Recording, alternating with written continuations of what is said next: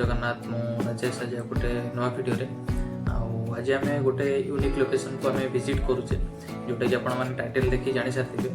तो हाँ आज आम संबलपुर को विजिट करुचे। चलतु आरंभ करें गोटे सुंदर जगह।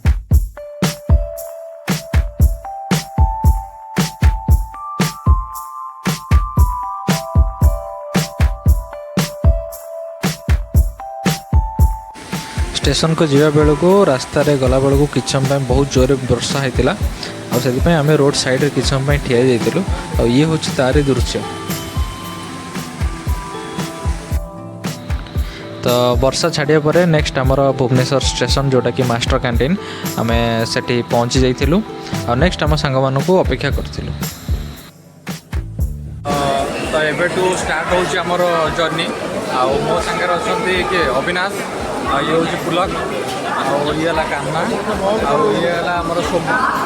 तो देखा जाऊ आम के पहुँचली तापर नेक्स्ट सारी रही।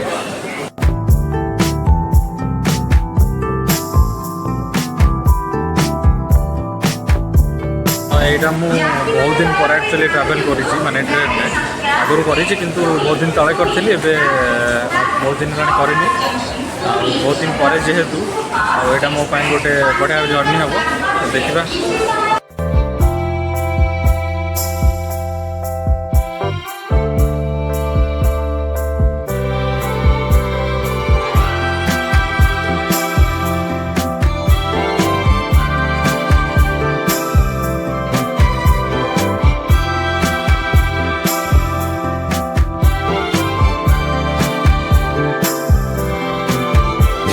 आम ए पहुँच जाइचु संबलपुर स्टेशन पाखे राति सारा अनिद्रा आए पहुँचला मेघ हो बाहर देखिए।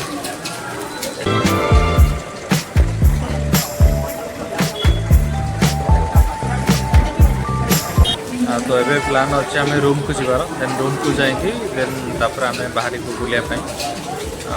तो चलते तो ये आम पहुँची जाइचु होटेल पाखे आप देखिपे वर्षार कमिबार ना गंध ना ये मैंने वर्षा सेमती चली बढ़ी चली।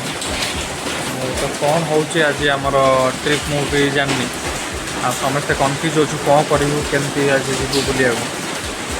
तो जेहेतु घर बाहरी आसु तो किसी तो गोटे आम करूँ आज तो देखा जाऊ कौन।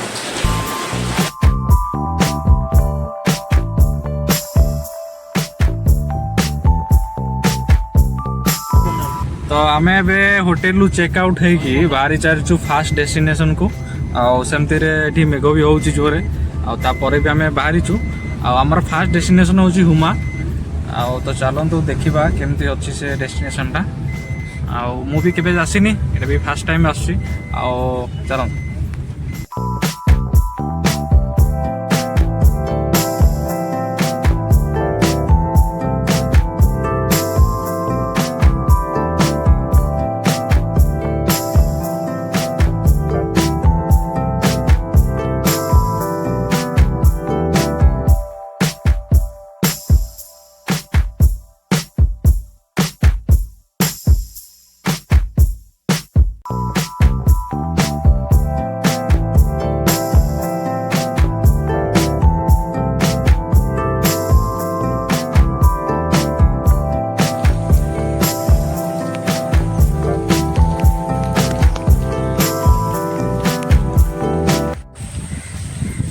तो आम ए पहुँची जाइचु हुमा मंदिर पाखे माने ये हूँ संबलपुर गोटे यूनिक टेम्पल माने संबलपुर कह पूरा ओडिशार एला यूनिक टेम्पल आ यार रिजिन हूँ आप पछपटे देखिपे।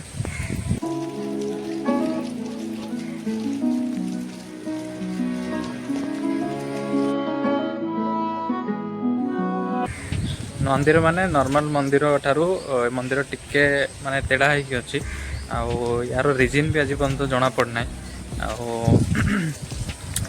हूँ बहुत पुराणा काल मंदिर आठी शिवलिंग जो ये अच्छी आपको आम स्वयंभू नाम जानू ये जगार आटा बहुत प्राचीन काल रही मंदिर में आठी आपन को गोटे अलग प्रकार माने डिवाइन फीलिंग ये आसो।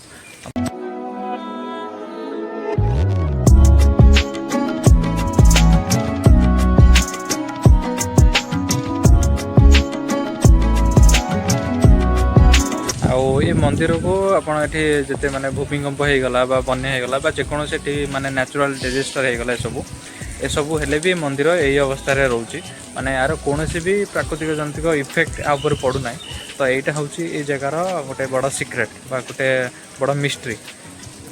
तो आम ए से जगार अच्छु।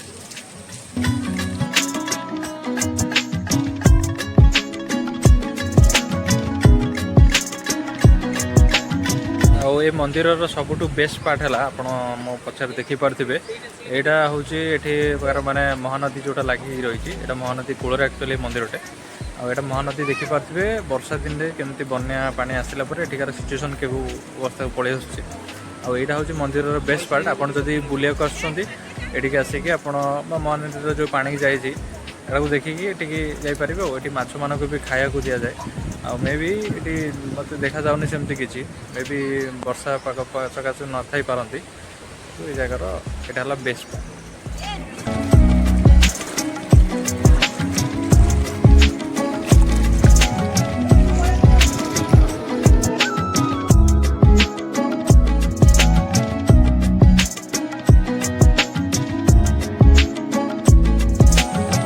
तो ये थिला फुल वीडियो होमा जो बुटी को आसते टेम्पल जदि आप संबलपुर आसुँच तो आपने चाहिए जगह को विजिट करेंगे।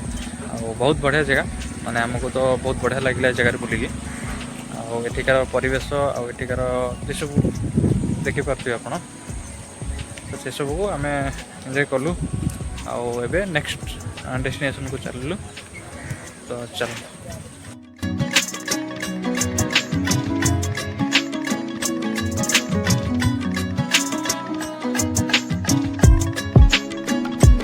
तो आम हुमा टेम्पल बाहर की नेक्स्ट लोकेशन को आम बाहरी जाइए जोटा कि माँ घंटेश्वरी टेम्पल जोटा कि 33 किलोमीटर डिस्टेंस रोचे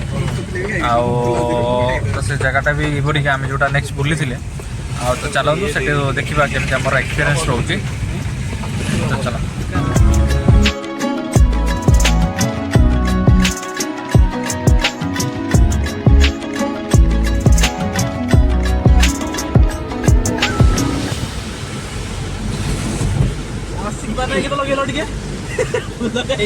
आशिक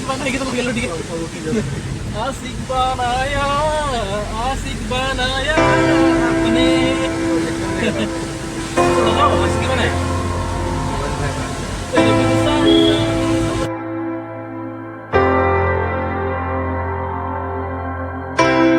तो एबे आमे पहुँची जाइचु माँ घंटेश्वरी टेम्पल आप देखिपे आठी पूरा जमती वर्षा लगी रहा कथा पूरा सेमती लगी रही तो देखा जाऊ केमती आम ये ट्रैवल करूँ तो चल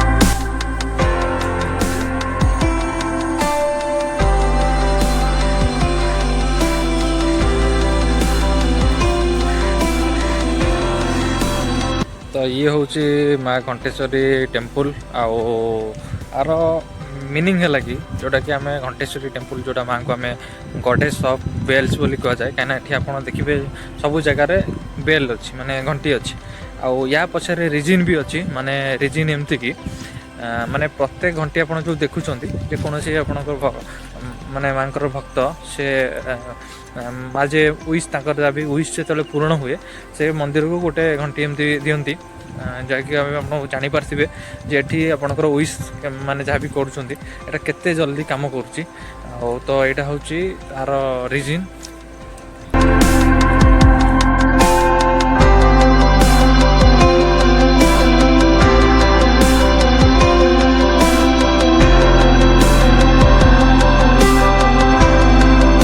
भी आप देखिपे यहाँ भी महानदी साइड रे अवस्थित आप चारि पाखे देखुं केमती माने महानदी जाइए तो बहुत नेचुरल जगहटी आपन गोटे पीसफुल माने स्पिरिचुअलिटी गोटे आपको फील दब। तो जदि आप संबलपुर आसुँच तो मुझे आपको सजेस्ट करी आप वन सिटी आसिक बुलिकी जापर आप आपठी गोटे आपको डिवाइन बा स्पिरिचुआलिटी गोटे मस्त आप फिलिंग ये पाइपर अनुभव नहीं पारे।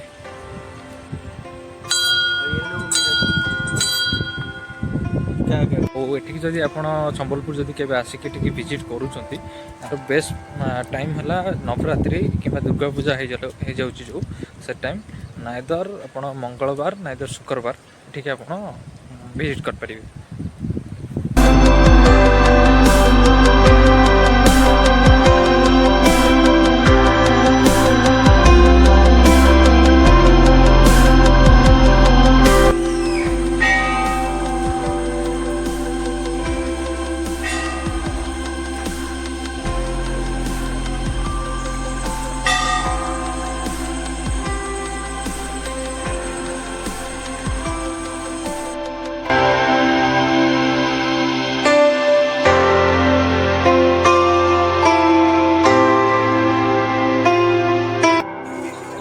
तो घंटेश्वर दर्शन कर फेरला बेलू ये गोटे भाईंकर फूड स्टॉल देखा मिल तो ये वर्षा पागे ओदा ही आम सिंगड़ा चाट ट्राए करूँ जार कि टेस्ट एवरेज थिला तो आपड़ भी करें।